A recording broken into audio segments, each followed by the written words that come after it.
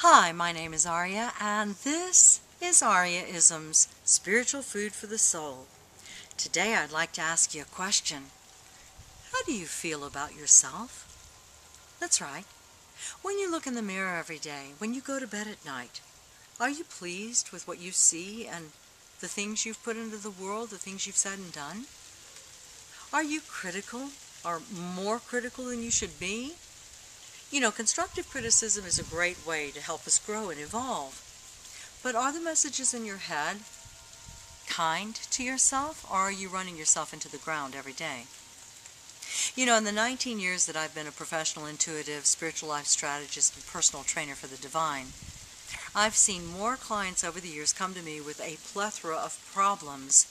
And when you strip away all of the details, when you get down to the core, 99% of the time it's because they don't love themselves.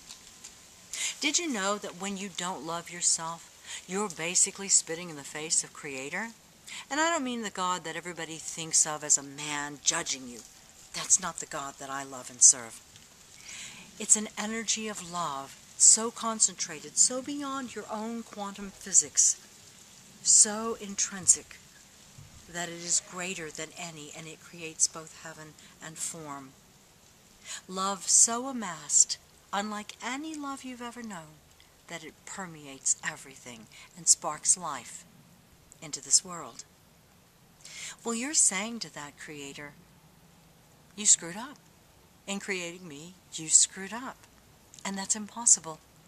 It's impossible for love to do anything but love. Love only produces love. Produces no other element but love. So I ask you, what do you say to yourself every day? You know, 19 years ago, when I had my death experience in Austria, I was astounded and awed that when I was on the other side, that they would even consider picking me to come back and do this work. And of course you ask the silly questions of, why me? I've made mistakes in my life. Why would you pick me? And then they did something quite extraordinary. The angels and guides showed me how many lives I had touched that I didn't even realize. They showed me all the little gestures, the smiles, the kindnesses, things that I didn't even remember doing. And then they showed me something really unique. And they showed me what the people that I had impacted, what their lives would have been if I hadn't entered their life or hadn't been there at that very moment. It was humbling to the core, because you then suddenly realize what a gift to life all of you are. All of us are a gift to life. And when you see what life would be without you, you understand just how important you are to the bigger scheme of things.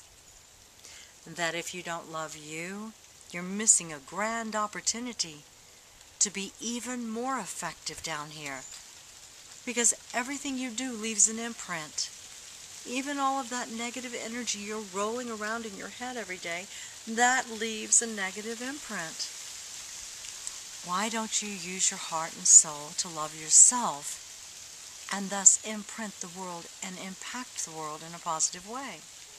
You know, I was in the grocery store last week, and there was a lovely young lady in front of me, and she had a big pile of groceries, I mean like 2 baskets full, and she was going through all the newspapers showing the cashier that this was on sale at another store, and this was on sale at another store, and the store matched pricing.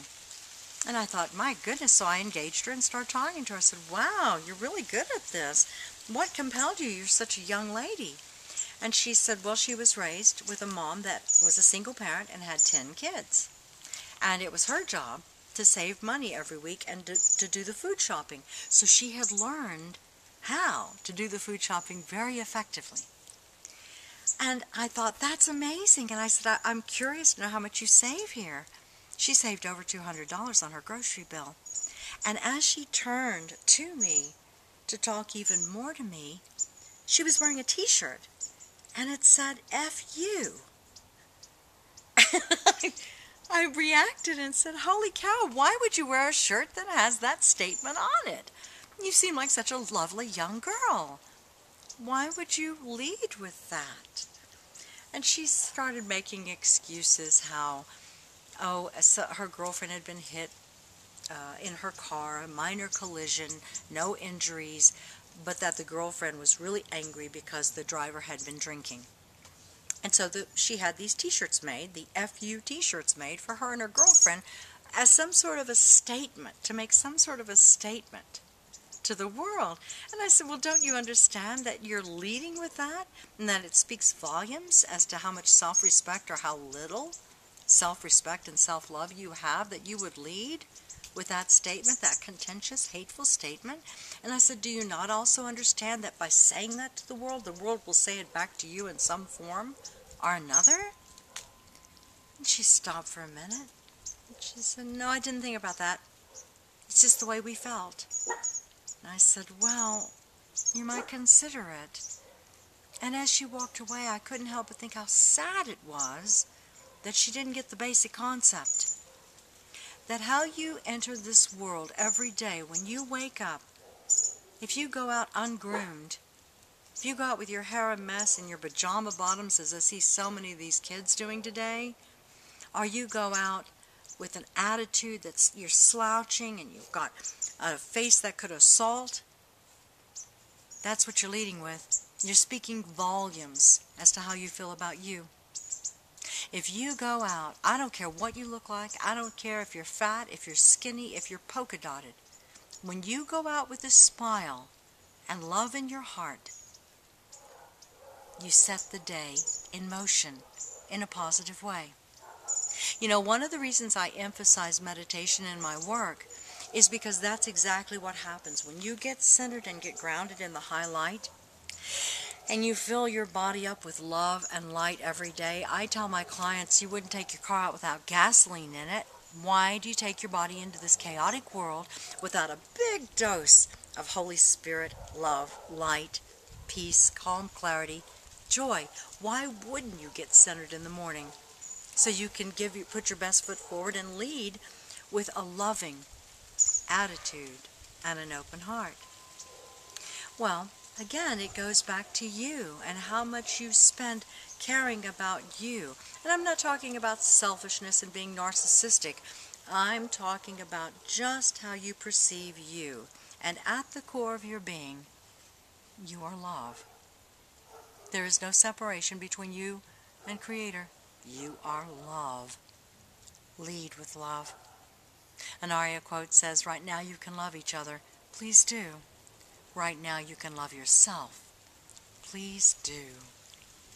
If you'd like to know more about how to acquire and amass your self-love, how to get it back, my name is Ariaa Jaeger, and find me at ariaa.com. That's ARIAA, or on Facebook and Twitter. I urge you to use your heart and soul to love out loud, but love yourself first and foremost. Then you can really love out loud with passion. Take care of each other. God bless. Thank you for joining me today.